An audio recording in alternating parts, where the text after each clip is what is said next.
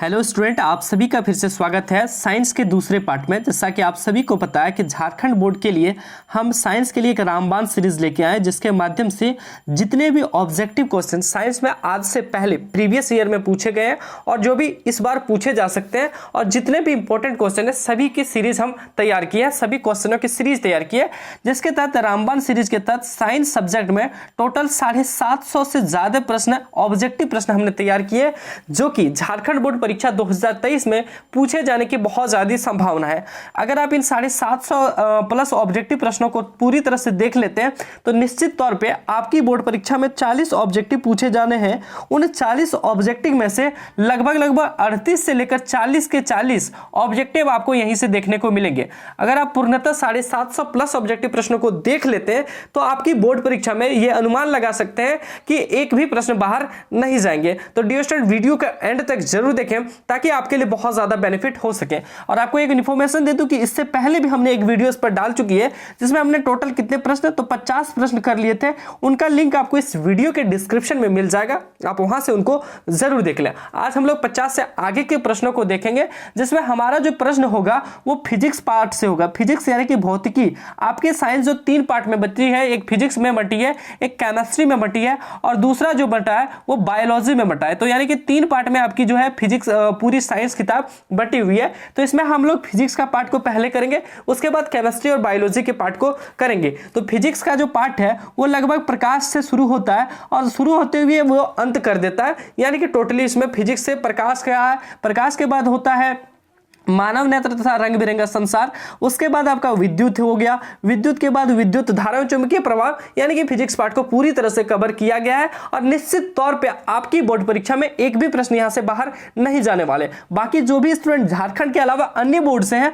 X for Bihar board, UP board, उन सभी student को मैं बता दूं कि अगर आपके बोर्ड परीक्षा में, जैसा कि हमें पता है कि बिहार के बोर्ड परीक्षा में ऑब्जेक्टिव पूछे जा रहे हैं, 100 में से 50 का जवाब देना होता है, तो आपकी बोर्ड परीक्षा में एक भी ऑब्जेक्टिव यहां से बाहर नहीं जाएंगे। इसलिए पैशंस के साथ सभी स्टूडेंट इस वीडियो को एंड तक जरूर देखें और चैनल पे नए, चैनल को सब्सक्राइब नहीं किए तो सब्सक्राइब कर नोटिफिकेशन बेल को जरूर प्रेस कर ले, क्योंकि कई स्टूडेंट का होता है कि क्या इसी वीडियो में पूरा 750 समाप्त नहीं किया जा सकता, आपको ये पता है। तो 750 एक वीडियो में नहीं हो पाएगा, इसलिए आने वाली और भी वीडियोस का नोटिफिकेशन आपको लेना जरूरी है। तो चलिए बिना टाइम को वेस्ट के शुरू करते हैं आज के इस क्लास को। पहला क्वेश्चन हमारा है 51 नंबर कि किस वस्तु का वास्तविक प्रतिबिंब, किसी वस्तु का वास्तविक प्रतिबिंब कौन बना सकता है? तो किसी वस्तु का वास्तविक प्रतिबिंब उत्तल लेंस बना सकता है। ठीक है, ऑप्शन में आपको उत्तल दर्पण भी रहेंगे, उत्तल अवतल दर्पण रहेंगे, तो आपको लगाना है उत्तल लेंस में।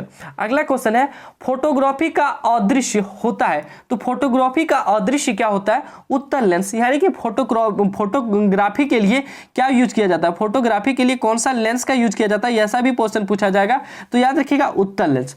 अगला क्वेश्चन है प्रकाश का चाल न्यूनतम होता है, तो डियर स्टूडेंट प्रकाश का चाल न्यूनतम वो डिपेंड करता है किस पे, मीडियम पे, यानी कि माध्यम पे डिपेंड करता है कि प्रकाश का चाल किसमें अधिक होगा, किसमें कम होगा। लेकिन यहां पे जो आंसर होगा वो कांच में होगा। एक्चुअली जो बोर्ड एग्जाम में क्वेश्चन पूछे जाते हैं उसमें ज्यादातर ऑप्शन में कांच में ही आता है, लेकिन आपको ऑप्शन के अनुसार करना है। किसी में हो सकता है दूसरा भी मीडियम दिया हो, लेकिन ज्यादातर ऑप्शन आता है कांच में। ठीक है, तो सही जवाब इसमें क्या हो जाएगा? कांच में। और अगला क्वेश्चन देखते हैं 54वां नंबर सवाल यहां से कि अवतल दर्पण के सामने वस्तु को कहां रखने पर प्रतिबिंब समान साइज का बनेगा। कोई भी अवतल दर्पण है जी, कौन सा? अवतल दर्पण के सामने किसी वस्तु को कहां रखें कि जो प्रतिबिंब बनेगा वो कैसा बनेगा, तो समान आकार का बनेगा। तो इसमें हमको कहां रखना है? वक्रता केंद्र पे रखना है जी। कहां पे रखना है? वक्रता केंद्र पे रखना है। किसी भी वस्तु को कहां रखना है? वक्रता केंद्र पे अगर हम रखते हैं तो समान साइज का क्या बनेगा? प्रतिबिंब बनेगा। अगला क्वेश्चन है स्नेल के नियम को लिखें, तो स्नेल के नियम को आपने पढ़ा होगा अपवर्तन में। प्रकाश के अपवर्तन में स्नेल जी ने एक नियम दिए थे, जिसके माध्यम से कहा गया था, स्नेल को हम लोग म्यू से दर्शाते हैं, और जिसमें कहा गया था कि sine I by sine R is equal to mu होगा। म्यू को हम लोग अपवर्तनांक बोलते हैं जी। तो कहा गया था अपवर्तनांक निकालने के लिए, यानी कि म्यू निकालने के लिए sine I by sine R का अपॉन करना होगा, sine I by sine R का बटे करना होगा। ठीक है, अगला क्वेश्चन है उत्तल लेंस के सामने वस्तु को कहां रखने पर प्रतिबिंब वस्तु के आकार का बने। आपको हमने पहले बताया था पिछले लेक्चर में कि अवतल दर्पण जी, अवतल दर्पण और उत्तल लेंस, अवतल में दर्पण और उत्तल में जी लेंस एक जैसा बिहेवियर करता है, ठीक है। अवतल में दर्पण और उत्तल में लेंस जो है एक जैसा बिहेवियर करता है, और दर्पण जो है उत्तल, दर्पण उत्तल और अवतल लेंस, ठीक है, दर्पण उत्तल और अवतल लेंस एक जैसा बिहेवियर करता है। तो आपको थोड़ी देर पहले हमने बताया कि अवतल दर्पण में किसी वस्तु को अगर वक्रता केंद्र पर रखें तो प्रतिबिंब समान आकार का बनेगा। तो अवतल दर्पण और उत्तल लेंस का बिहेवियर सेम होता है। तो इस अकॉर्डिंग यहां पे क्या हो जाएगा, इसमें कहां पे वस्तु को रखें तो वक्रता केंद्र पर रखें, किसके लिए, उत्तल लेंस के लिए, ठीक है। आगे दिया गया है 57वां नंबर सवाल है कि 25 सेंटीमीटर फोकसा अंतर वाले अवतल लेंस की क्षमता कितनी होगी। 25 सेंटीमीटर फोकस दे रखा है जी, सेंटीमीटर को पहले मीटर में बदलना है। आपको बताया था कि लेंस की क्षमता बराबर जो फॉर्मूला होता है P बराबर 1/f होता है, और f को हम लोग मीटर में लेते हैं, ठीक है।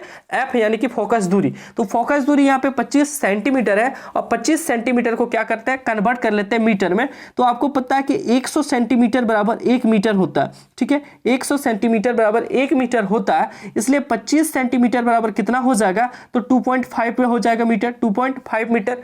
तो अब यहाँ पे लगाते हैं 1/2.5 हो गया, तो 1/2.5 हो गया, जैसे हम इसको उड़ाते हैं यहाँ पे क्या हो जाएगा, 10 हो जाएगा, ठीक है।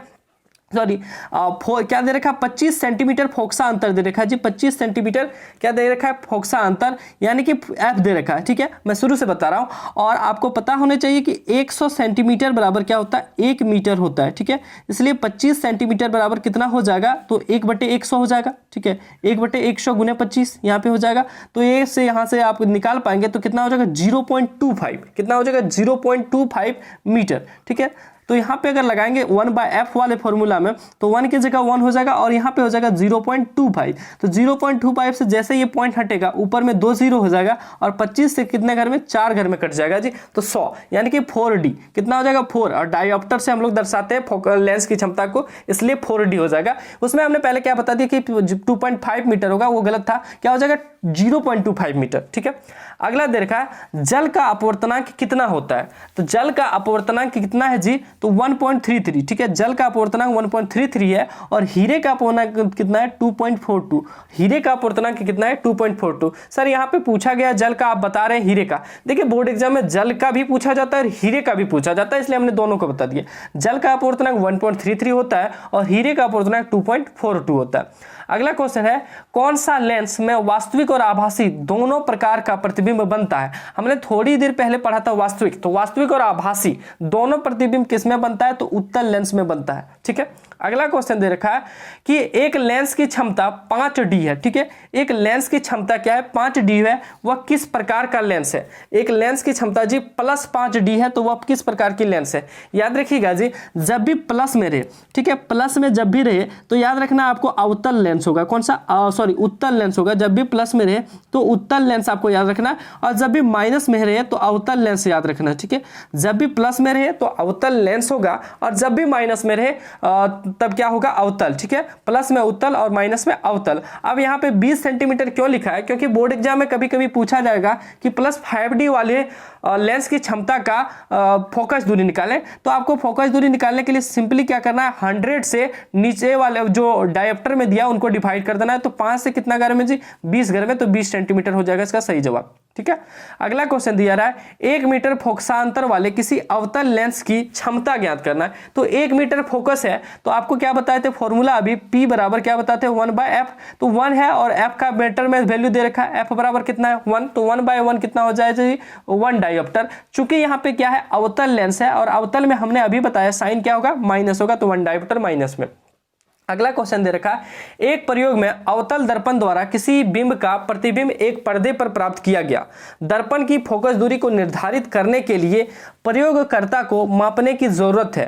तो क्या दिया गया है, दर्पण तथा पर्दे के बीच की दूरी मापना है, दर्पण तथा बिंब की दूरी। ऑप्शन सी में लगा दीजिएगा, ठीक है। जब भी ऐसा बड़का वाला क्वेश्चन पूछेगा ऑप्शन सी में लगा दीजिएगा, आंसर सही हो जाएगा। अगला क्वेश्चन देखते हैं 62 के बाद 63वां नंबर सवाल है कि ऐसे पदार्थ जिनसे होकर प्रकाश आसानी से पार कर जाता है उसे कहते हैं, तो पारदर्शी पदार्थ कहते हैं। तो अगला प्रश्न है किसी दर्पण द्वारा किस वस्तु का वास्तविक प्रतिबिंब मिल सकता है, किस दर्पण द्वारा वस्तु का वास्तविक प्रतिबिंब मिल सकता है। हमने आपको कुछ देर पहले बताया कि अवतल में दर्पण जी, अवतल में दर्पण और उत्तल में क्या होता है, लेंस जो है समान बिहेवियर का होता है। तो अवतल दर्पण और उत्तल लेंस में क्या होता है, समान होता है। और यहाँ पे क्या पूछा है, वास्तविक प्रतिबिंब। हमने थोड़ी देर पढ़ा कि वास्तविक प्रतिबिंब उत्तल लेंस बनाता है, इसलिए अवतल दर्पण भी बनाएगा, तो केवल अवतल दर्पण द्वारा। ठीक है, अगला क्वेश्चन दे रखा है, अगला क्वेश्चन है जी 65वां नंबर सवाल है कि किस दर्पण द्वारा किसी वस्तु का काल्पनिक प्रतिबिंब मिल सकता है। तो किस दर्पण द्वारा, तो तीनों दर्पण द्वारा। ये तीनों दर्पण कौन है, समतल, उत्तल, अवतल, तीनों दर्पण द्वारा किसी वस्तु का काल्पनिक प्रतिबिंब मिल सकता है। अगला क्वेश्चन दे रखा है वस्तु से छोटा और आभासी प्रतिबिंब किस दर्पण से प्राप्त होता है। वस्तु से छोटा और आभासी प्रतिबिंब किस दर्पण से प्राप्त होता है, तो उत्तल दर्पण द्वारा। अब उत्तल दर्पण कहाँ देखे हैं जी, गाड़ी के जो साइड मिरर होते हैं उसमें देखते होंगे, गाड़ी का जो गाड़ी के पीछे जो गाड़ियां चलती है वो छोटी छोटी दिखती है। अगला क्वेश्चन दे रखा है अवतल दर्पण की फोकस दूरी उसकी वक्रता त्रिज्या की क्या होती है। अवतल दर्पण की फोकस दूरी उसकी वक्रता त्रिज्या की क्या होती है, आधी होती है। किसी भी दर्पण की जी, अवतल रहे, समतल रहे, उत्तल रहे, आपको याद रखना है कि दर्पण की जो फोकस दूरी होती है वो क्या होती है, वक्रता त्रिज्या की आधी होती है। क्या होती है, वक्रता त्रिज्या की आधी होती है। ठीक है, F बराबर R/2, फोकस दूरी क्या होती है, वक्रता त्रिज्या की आधी होती है।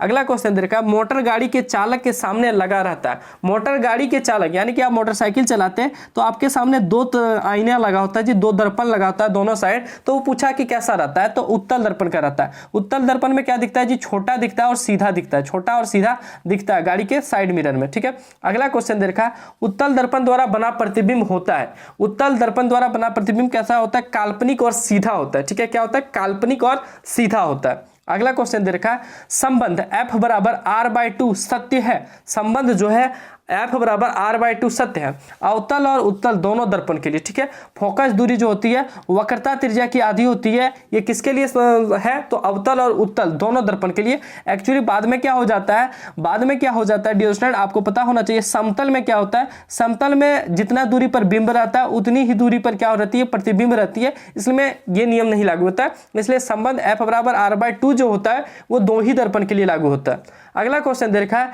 जब प्रकाश की एक किरण एक माध्यम से दूसरे माध्यम में जाती है तो अपने पूर्व स्थान से जो है पूर्व पथ से विचलित हो जाती है, इसको क्या कहते हैं, प्रकाश का अपवर्तन कहते हैं। ठीक है, क्या कहते हैं, प्रकाश का अपवर्तन। अगला क्वेश्चन है प्रकाश की एक किरण जब विरल माध्यम से सघन में जाती है तब वह क्या होती है। तो इसके लिए हम एक ट्रिक लगाए हैं जी, देखिए दो माध्यम होता है, एक विरल एक सघन। जब विरल से सघन में जाएगा, विरल से किस में जाएगा, सघन में जाएगा, तो क्या होता है, सघन में क्या है, लास्ट में 9 है। क्या है, 9 मतलब याद रखना है नजदीक, 9 मतलब याद रखना नजदीक हो जाएगा। तो किसके नजदीक हो जाएगा जी, अभिलंब के नजदीक, यानी कि अभिलंब की ओर मुड़ जाएगा। अभिलंब की ओर मुड़ जाया, अभिलंब की ओर नजदीक होना बात एक ही है, तो अभिलंब की ओर नजदीक हो गया यानी कि अभिलंब की ओर मुड़ गया।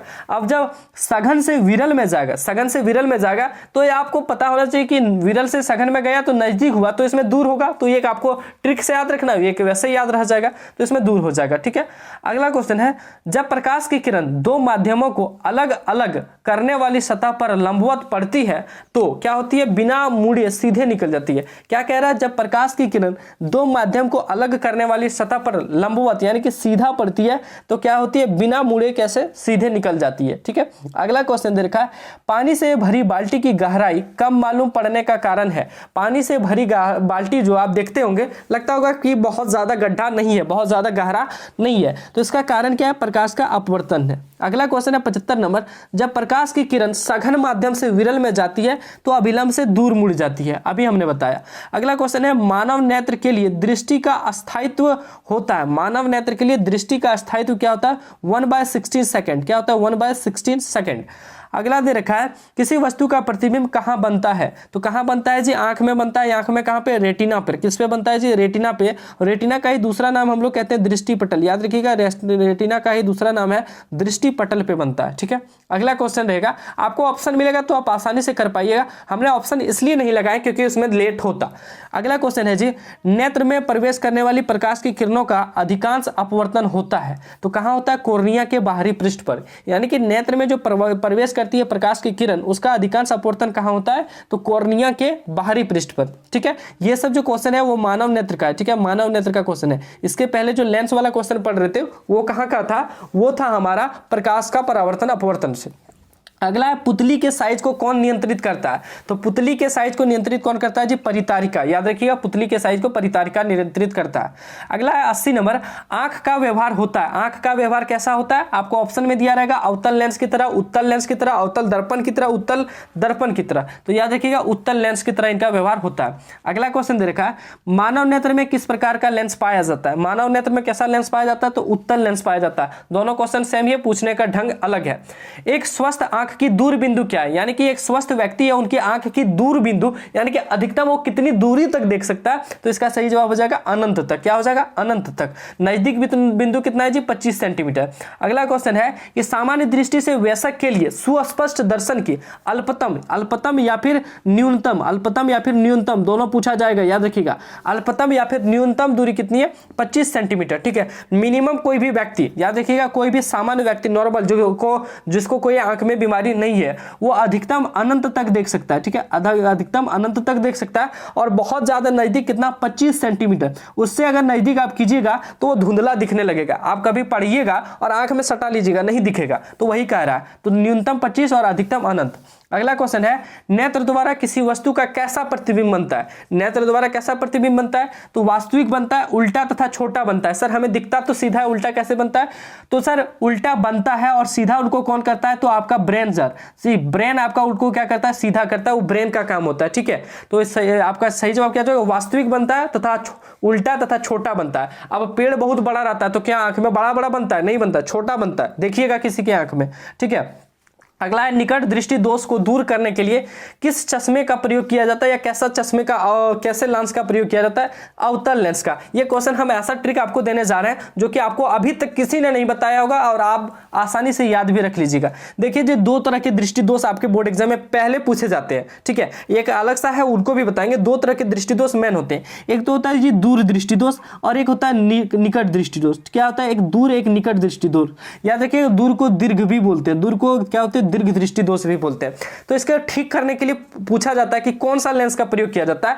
तो आपको एक चीज याद करना है कि दूर में कितने वर्ड हैं, दूर में कितने लेटर हैं, ये देखना है। तो दूर में आपको साफ साफ दिख रहा होगा जी, दूर में कितने लेटर है आपको साफ साफ? एक तो एक ये 2 लेटर है, दीर्घ में भी 2 ही है। ठीक है, जो भी पूछेगा आपको निकाल लीजिएगा। तो कितने हैं? 2। तो याद रखिएगा एक फॉर्मूला, एक ट्रिक, 2 का 3, ठीक है, और 3 का 4, 2 का 3, 3 का 4। सर ये क्या चीज है? अब निकट का देखिए, निकट में कितना? निकट में कितना है जी? 1 2 3, तो 3 का 4 और 2 का 3। अब क्या है सर? 2 का 3, ये समझ लीजिए, 2 है यानी कि दूर है या फिर दीर्घ है। 3 किस में है जी? उत्तल, उत्तल। देख सकते हैं, उत्तल। यहां पे कितना है? 3, यानी कि जब भी दीर्घ दृष्टि या दूर दृष्टि रहे तो 2 का 3 यानी कि क्या हो जाएगा? उत्तल लेंस हो जाएगा। और 3 का 4, 3 किस में है? निकट। निकट में कितना? 3, उसका 4 हो जाएगा। 4 किस में? अवतल, अवतल में है 4। यानी कि समझ गए, जब भी 2 है दूर, दूर का हो जाएगा अवतल, सॉरी उत्तल। 2 का 3 उत्तल और 3 का 4 अवतल। समझ गए? बहुत ही अच्छी ट्रिक है। कैसी लगी ट्रिक कमेंट सेक्शन में जरूर बताइएगा।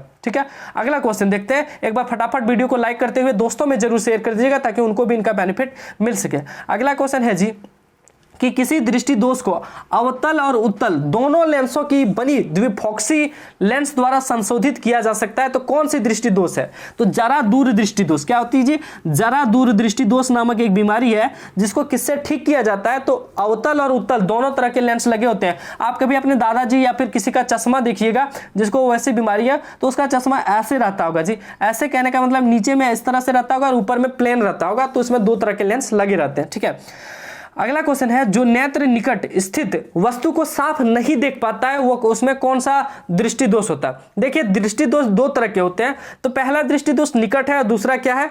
दूर दृष्टि दोष। तो पूछा जाता है कि निकट की वस्तु को नहीं देख पाया तो कौन दृष्टि दोष है?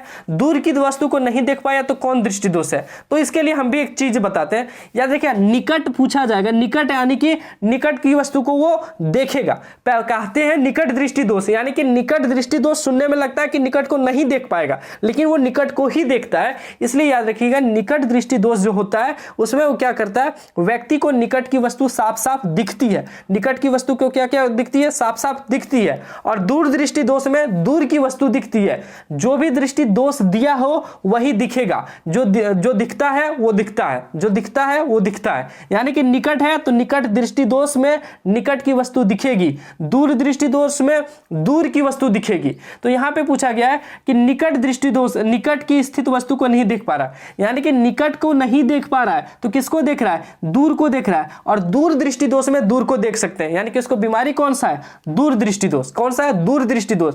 दूर में जी दूर का देख पाते हैं लेकिन निकट का नहीं देख पाते हैं, तो निकट का नहीं देख पाना दूर दृष्टि दोष कहलाएगा। ठीक है, अगला क्वेश्चन है, किस रंग का विचलन न्यूनतम होता है। कौन सा रंग है जिसका विचलन न्यूनतम होता है, यानी लाल रंग है जो बहुत ज्यादा नहीं फैलता है। इसलिए आप देखते होंगे ट्रेन वगैरह वगैरह में सफर करते होंगे तो आगे लाइट जो लगा रहता है वो दो कलर का होता है, एक हरा और एक लाल। ठीक है, हरा और लाल होता है, लाल को खतरे की निशानी कहा जाता है, रेड लाइट इसलिए यूज किया जाता है ताकि ज्यादा दूर तक दिखे। अगला दिया गया, श्वेत रंग कितने रंगों के मेल से बना होता है। श्वेत यानी कि सफेद जो रंग होता है वो कितने रंग से बना होता है, तो 7 रंगों से बना होता है। कितने रंगों से जी, 7 रंगों से कौन सा, श्वेत रंग बना होता है। अगला क्वेश्चन देखते हैं। अगला क्वेश्चन है यहां से 91वां नंबर, स्पेक्ट्रम प्राप्त करने के लिए किसका उपयोग होता है, तो प्रिज्म का उपयोग होता है। स्पेक्ट्रम प्राप्त करने के लिए प्रिज्म का उपयोग होता है। अगला है, स्पेक्ट्रम में किस रंग के किरण का झुकाव अधिक होता है, बैंगनी रंग के किरण का झुकाव अधिक होता है। अगला क्वेश्चन है, प्रकाश का प्राथमिक वर्ण है, प्रकाश का प्राथमिक वर्ण, वर्ण को हम लोग रंग भी बोलते हैं जी। ठीक है, प्रकाश का प्राथमिक वर्ण है तो लाल, हरा और नीला। किस है, लाल, हरा और नीला। अगला है, तारे टिमटिमाने का कारण है, तारे टिमटिमाते क्यों है, तो वायुमंडलीय अपवर्तन के कारण। तारे का टिमटिमाना किस कारण से होता है, वायुमंडलीय अपवर्तन।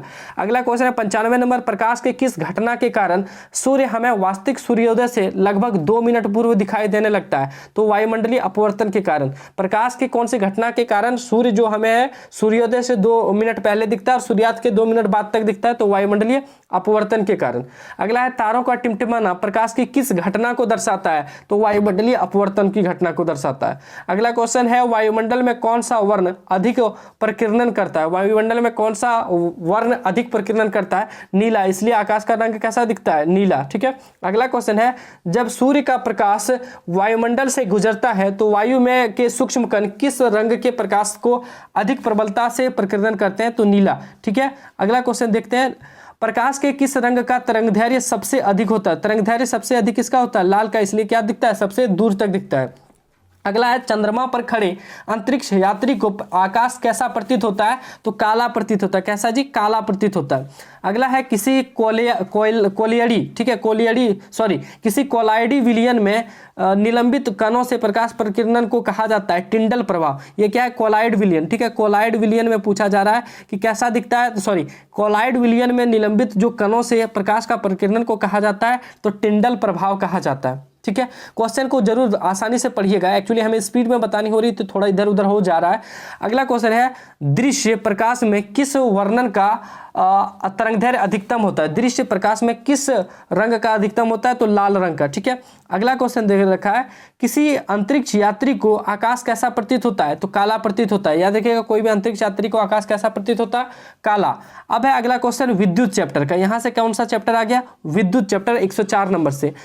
एक इलेक्ट्रॉन पर आवेश होता है, एक इलेक्ट्रॉन पे आवेश होता है, आवेश को हम लोग क्या कहते हैं, चार्ज होता है। तो कितना चार्ज होता है, 1.6 × 10⁻⁻19 कूलम। क्या होता है, 1.6 गुने 10⁻⁻19 कूलम। याद रखिएगा। अगला क्वेश्चन दे रखा है, विद्युत आवेश का एसआई मात्रा क्या है, तो कूलम। ये क्वेश्चन हमको लगता है आज तक हर एक बोर्ड ने 100 बार पूछा होगा। 100 बार कहने का मतलब है अगर वो एग्जाम ले हर दिन ले तो वही क्वेश्चन पूछेगा, हर दिन अगर एग्जाम ले वही पूछेगा। हर साल का आप देख लीजिए, किसी भी साल का प्रीवियस ईयर उठा लीजिए, ये क्वेश्चन जरूर पूछा होगा। ठीक है, विद्युत आवेश का एसआई मात्रा क्या होता है, कूलम होता है। अगला क्वेश्चन दिया रखा कि 1 माइक्रो एम्पियर के तुल्य कितना विद्युत धारा होगी। 1 माइक्रो एम्पियर के तुल्य कितनी विद्युत धारा होगी, तो 10⁻⁻6 एंगस्ट्रॉम। 10⁻⁻6 एंगस्ट्रॉम। ये क्वेश्चन नहीं भी याद रखिएगा कोई दिक्कत नहीं, ये नहीं पूछा जाता है। अगला क्वेश्चन दे रखा है धारा मापने में किसका प्रयोग करते हैं, धारा मापने में किसका उपयोग करते हैं, ये भी क्वेश्चन बहुत बार पूछा गया है। तो एमीटर का प्रयोग करते हैं, किसका, एमीटर का, ठीक है।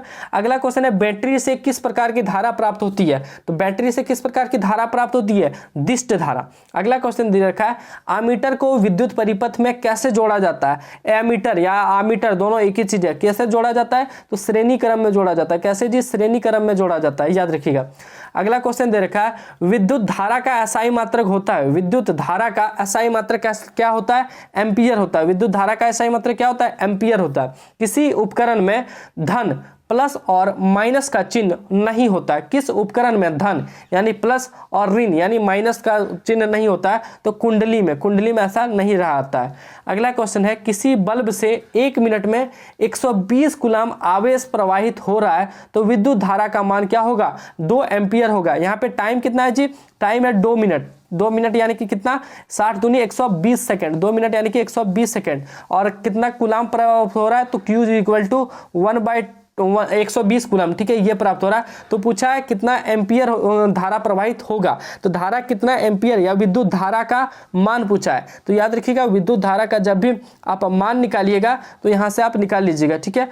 यहाँ पे मिनट में ही रहने दीजिएगा, इसको क्या रहने दीजिएगा, मिनट में, और इससे इसको भाग दे दीजिएगा। सॉरी, एक्चुअली 1 मिनट पूछा गया, ठीक है, 1 मिनट, 2 मिनट नहीं 1 मिनट पूछा गया है। तो एक्चुअली 1 मिनट बराबर कितना हो गया जी, 60 सेकंड हो गया। 1 मिनट बराबर कितना हो गया, 7 सेकंड। टाइम कितना दे रखा है, 60 सेकंड। क्यू बराबर कितना दे रखा है, क्यू बराबर क्या दे रखा है जी, 120 कूलम। क्यू बराबर 120 कूलम दे रखा है। पूछा क्या है, आई पूछा है, ठीक है, आई का मान पूछा है। तो आई बराबर हो जाता है Q/T, आई बराबर क्या हो जाता है, Q/T। तो Q कितना है, 120/60 करेंगे 2 आ जाएगा, ठीक है, आई पूछा है, याद रखिएगा। अगला क्वेश्चन है जब किसी चालक से विद्युत धारा बहती है तो गतिशील कण होते हैं, क्या होते हैं, गतिशील कण क्या होते हैं, इलेक्ट्रॉन गति करते हैं। अगला क्वेश्चन दे रखा है 1 कूलम विद्युत आवेश में कितने प्रोटॉन से बनता है, 1 कूलम विद्युत आवेश कितने प्रोटॉनों से बनता है। तो इसका सही जवाब हो जाएगा 6.25 × 10⁻18 कूलम से बनता है, ठीक है, 6.25 × 10⁻18 कूलम से बनता है, 18 प्रोटॉन से बनता है। अगला क्वेश्चन दे रखा है यहाँ से किसी चालक तार से प्रवाहित विद्युत धारा में गतिशील कण होते हैं, तो कौन होता है, इलेक्ट्रॉन होते हैं, ये अभी हमने देखा। अगला क्वेश्चन दे रखा है विद्युत आवेश का प्रवाह की दर को कहते हैं, विद्युत आवेश के प्रवाह की दर को क्या कहते हैं, विद्युत धारा। विभवांतर का एसआई मात्रक वोल्ट होता है जी, विभवांतर या फिर विभव का एसआई मात्रक क्या होता है, वोल्ट होता है। अगला क्वेश्चन दे रखा है किसी वोल्ट मीटर में OV स्केल और IV स्केल के बीच 20 विभाजन चिन्ह है, तो उस वोल्ट मीटर का अल्पमापक होगा। तो 0.05 आप याद रखिएगा। हालांकि ये न्यूमेरिकल का सवाल है जिसको थोड़ा सा समय आपको लगेगा बनाने में, तो ये क्वेश्चन नहीं भी याद रखिएगा तो ये झारखंड बोर्ड में नहीं पूछेगा, लेकिन बिहार बोर्ड में पूछा गया है कई बार, ठीक है। यही क्वेश्चन पूछेगा, आप याद रख लीजिएगा 0.05, ठीक है। अगला क्वेश्चन दे रखा है विभवांतर मापने वाले यंत्र को कहते हैं, विभवांतर मापने वाले यंत्र को क्या कहते हैं, वोल्ट मीटर कहते हैं। और अगला क्वेश्चन है 1 वोल्ट बराबर कितना होता है, 1 वोल्ट बराबर कितना होता है। तो याद रखिएगा जूल या कूलम, 1 वोल्ट बराबर 1 जूल होता है या फिर 1 कूलम होता है, ये चीज आप याद रखिएगा। अगला क्वेश्चन दे रखा है 12 वोल्ट विभवांतर के 2 बिंदुओं के बीच, 12 वोल्ट विभवांतर के 2 बिंदुओं के बीच आवेश को ले जाने में किया गया कार्य कहा जाता है 24 जूल। कितना कार्य किया जाता है, तो 24 जूल होता है जी। समझिएगा एक बार, 12 विभवांतर है, 12 वोल्ट का विभवांतर है, 2 बिंदुओं के बीच 2 कूलम है, तो इन दोनों को गुणा कर दीजिए, आंसर निकल जाएगा, ठीक है। अगला है वोल्ट बराबर होता है, तो वोल्ट बराबर क्या होता है, J/C होता है, J/C होता है, J/C। वहीं से ये फॉर्मूला से ही बनाए, देख सकते हैं क्या लिखा गया, वोल्ट दे रखा है, क्या दे रखा है, वोल्ट दे रखा है। तो यहाँ पे वोल्ट बराबर क्या होता है, J/C, क्या होता है, J/C। J कितना, V कितना दे रखा है जी, 12 वोल्ट दे रखा है, 12। J क्या निकालना गया, कितना कार्य यानी कि कितना जूल कार्य हुआ, तो J हो गया। C यहाँ पे दे रखा है तो 2। तो अब यहाँ पे अगर निकालिएगा J बराबर, तो क्या हो जाएगा 12 × 2 24 जूल, ठीक है, याद रखिएगा। अगला क्वेश्चन दे रखा है निम्नलिखित में कौन सा कथन सत्य है, कौन सा कथन सत्य है, तो याद रखिएगा यही कथन आपको याद रखना है। जूल बराबर जो होता है, जूल बराबर क्या होता है, कूलम/वोल्ट। यहाँ हमने अभी क्या पढ़ा था, वोल्ट बराबर कूलम/जूल। इसी को अगर बनाइएगा जूल बराबर, तो क्या हो जाएगा, कूलम/वोल्ट। सॉल्व कीजिएगा तो आएगा कूलम/वोल्ट, ठीक है। तो ये चीज आपको एक बार याद रख लीजिएगा, जैसे कि जूल बराबर क्या होता है, कूलम/वोल्ट होता है, ये आप याद रखिएगा। कभी आपको बोर्ड एग्जाम में क्या पूछा जाएगा, कि वोल्ट बराबर क्या होता है, तो वोल्ट बराबर क्या हो जाएगा, ये दोनों गुना हो जाएगा, बराबर क्या हो जाएगा कूलाम। ठीक है, ये दोनों कैसे हो जाएगा, तो J इंटू भी बराबर C। तो इस तरह से हो जाएगा, आपको वो याद रखना है। ओम का नियम क्या कहता है जी, V जो होता है वोल्ट बराबर क्या होता है I यानी कि करंट, और R यानी कि प्रतिरोध, इन दोनों के गुना के बराबर होता है। तो डियर स्टूडेंट अगला क्वेश्चन है, रियोस्टेट का उद्देश्य है, रियोस्टेट का क्या उद्देश्य है, तो धारा के परिमाण में वृद्धि या कमी करना, धारा के जो परिमाण है उसमें या तो वृद्धि करना या तो कमी करना किसका काम है, रियोस्टेट का काम है। आज के इस क्लास में हम 125 प्रश्नों ही तक रखते हैं, बाकी के जो प्रश्न इसमें बचे हुए हम अगले क्लास में देखेंगे। आई होप आपको वीडियो अच्छी लगी होगी, कहीं कहीं थोड़ा बहुत डिस्टर्ब हो जाता है क्योंकि लंबा टाइम का वीडियो बनने में थोड़ा दिक्कतें होती है, इसके लिए क्षमा चाहूंगा। वीडियो अच्छी लगी तो वीडियो को एक लाइक जरूर कीजिए और दोस्तों में जितना हो सके शेयर कीजिए, क्योंकि उनको अगर आप शेयर कीजिएगा वो भी वीडियो देखेंगे, आप भी वीडियो देखेंगे, तो होता क्या, हमको भी मोटिवेट मिलेगा और आप भी कुछ सीख पाएंगे और आपकी बोर्ड एग्जाम में अच्छे नंबर आएंगे। तो डियर स्टूडेंट वीडियो अच्छी लगी तो एक बार पुनः बोलता हूं कि वीडियो को लाइक कीजिए, दोस्तों में जरूर शेयर कीजिए और सब्सक्राइब नहीं किए चैनल को तो सब्सक्राइब जरूर कर लीजिए ताकि आने वाले और भी ऐसे ही वीडियो का नोटिफिकेशन आपको हमेशा मिलते रहे। मिलते हैं अगले वीडियो में, तब तक के लिए अपना प्यार दिखाइए। धन्यवाद। जय हिंद, वंदे मातरम।